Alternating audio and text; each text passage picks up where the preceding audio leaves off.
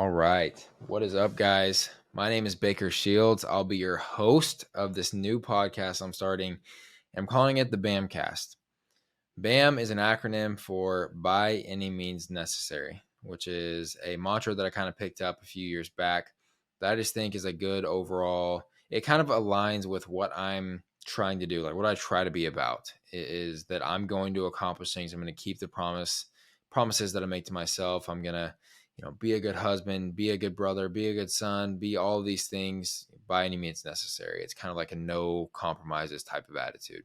And I wanted to start the BAMcast because I've been listening to podcasts for the better part of the last 6 or 7 years, and it has helped me to create an environment where you are the sum of your best five friends, right? Or the five people that you hang out with the most. And if you're listening to podcasts, you know what I mean whenever I say that you kind of build almost a relationship, even though it's a one-sided relationship. You build a relationship with those people. You feel like you know those people that you're listening to. So if it's the right type of podcast, right? If it's the right type of environment that you're listening to and putting around yourself with these different podcast hosts and topics, then you can get the same effect as if they were actually your friends. And I've been super interested in just the psychology of high achievers, what makes these people work, what makes the gears in their brain turn, what drives them. And so I think my goal with the BAMcast is to create an environment where I can help other individuals like everybody else, you, hopefully, if you are watching this, learn, grow, and evolve by any means necessary. My name is Baker. Like I said, I grew up in a very small town in Oklahoma called Perry, Oklahoma. It's a type of town. I graduated with 70 kids, but it's the type of town where everybody knows everybody. Everyone knows everything that you got going on, everything you're doing. And I always grew up very intrigued by high performers, people that have achieved certain levels of success or had kind of put in their 10,000 hours and just done things that weren't normal. And I think Chris Williams puts it really good in his podcast where he talks about how high achievers all have some sort of a superiority complex. Maybe that's where mine kind of kicked in. Is I always felt like if those people can do it, I can do it as well. I can achieve it as well. So I think that ties into the BAM mindset. But essentially my goal is to be that person for you, to create that environment for you where you can come to not necessarily feel as crazy. You can come to wake yourself up, because I think a lot of people get stuck in the continuous loop of wake up, go to work, come home, go to sleep. Wake up, go to work, come home, go to sleep. They never actually put themselves through something difficult. They never actually ask what else there is out there.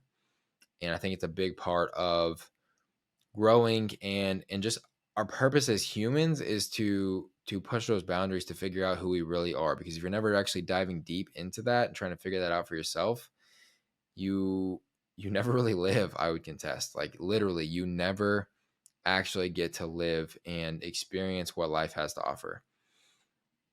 I started out whenever I was back in high school as I was what you would call a skinny fat, right? I was pretty cocky. I didn't really ever have to really struggle in school, whether it was high school or college. I always kind of got A's and in college, A's and B's, and it wasn't really that tough for me. So I didn't really have anything that stimulated me. I'm not saying that in a bragging way. I know a lot of people that had to study a lot harder from me, and they probably became a lot better, more well-rounded people because of it. But for me, I was always kind of craving that stimulation. Like, where can I get something that challenges me? So in high school, that was basketball. And basketball was the first thing I kind of fell in love with, the challenge of it, the all around just immersive nature of the sport. And I put myself to the ringer. Especially my junior and senior year, I was the guy that was waking up at 5 a.m. to go get the gym and get my several hundred shots in and my drills in before most of my teammates, right, or other teams or anyone else was really up or even thinking about training. I was the guy that was doing the after school workouts as well, after our practices, and staying late and doing extra drills. I really started to make that connection for the equation I think is foundational anything that you want to achieve, which is hard work and consistency over time equals results.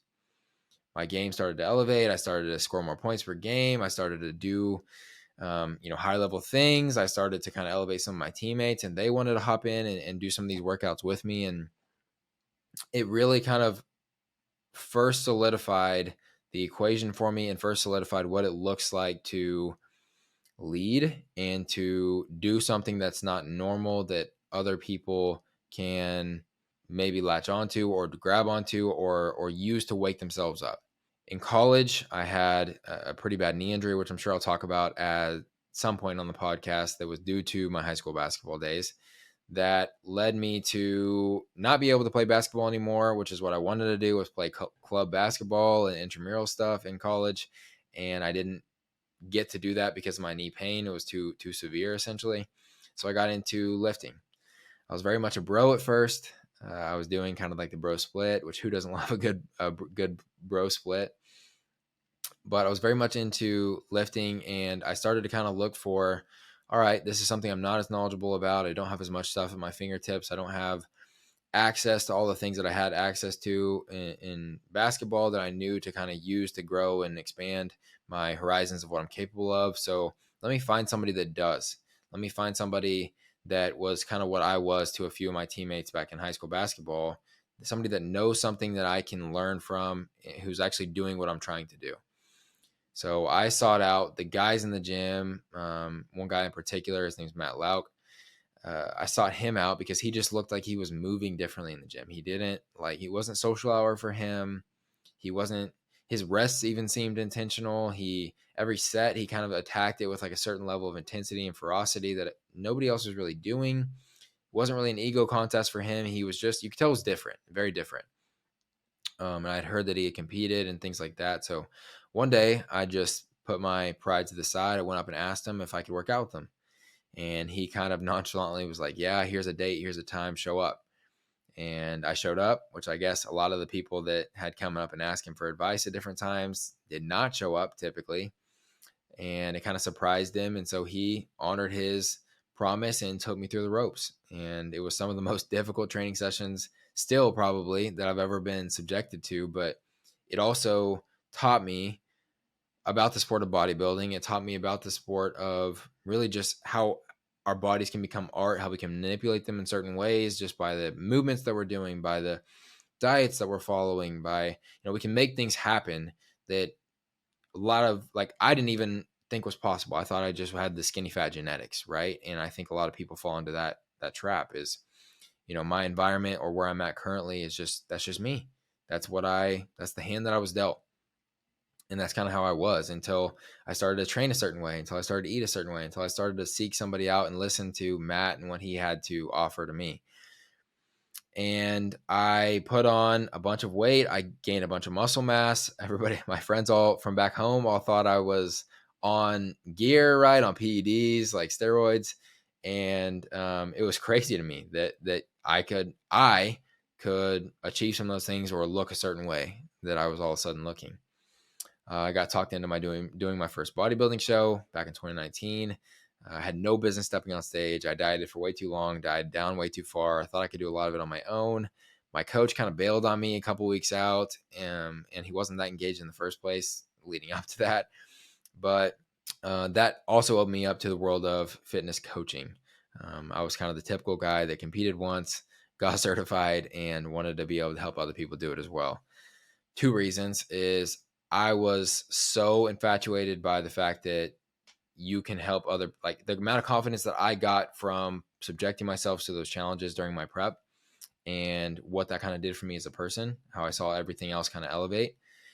And also infatuated with the idea that we can manipulate our bodies in certain ways depending on our diet and our movements and kind of what that does for you as a person, feeling like you have that type of control. So I got certified, started a coaching company. A year later, I ended up going in with my sister and making that the BAM Coalition, which is the first place that we were using the BAM acronym. I'm sure Addison, my sister, will be on the podcast at some point as well. But that company is now, we have about 80 clients, 70 or 80 clients. So it's a rather large coaching company. And it is one of the most fulfilling things that I've ever been a part of, being able to help other people have those same realizations, realize that same formula of hard work and consistency over time equaling results, essentially. And just getting to see people's lives change on a daily basis. So that's one of the things that I do. I also started a fitness equipment company called Ubora Fitness. I'm the sole owner of that one. It is essentially rethinking the way that fitness and specifically fitness equipment is done, because the equipment industry inside of fitness has been largely unchanging and non-innovative really for the past couple of decades now. I've tried to reimagine products here and there, whether it be a resistance band, being the buckle band, my first product. I've got dead grips, which is kind of a reimagined lifting strap. We've got wrist wraps. I've tried to take like each product that especially that I use, right, and think about what we could possibly add to them to innovate and make them a little bit better, right? How can I put my spin on this thing that's been largely unchanging and make it a little bit more valuable to the end consumer? So by far, my best selling product is Dead Grips, my lifting strap product. But that company is solely owned by me. I fulfill orders every day out of my own little apartment in my apartment office.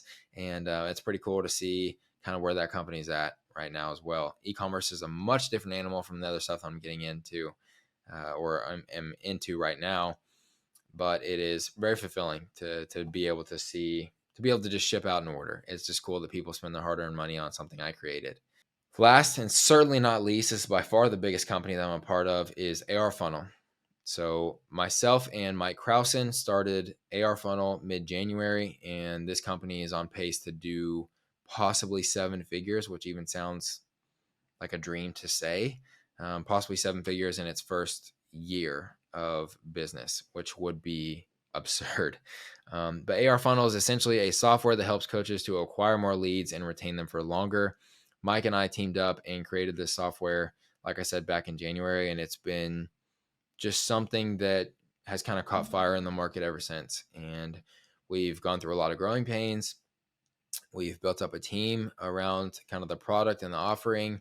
And it is my first experience with a lot of these things, with dealing with owning a large company in any space. And it's been so awesome, so fulfilling to be able to be a part of it.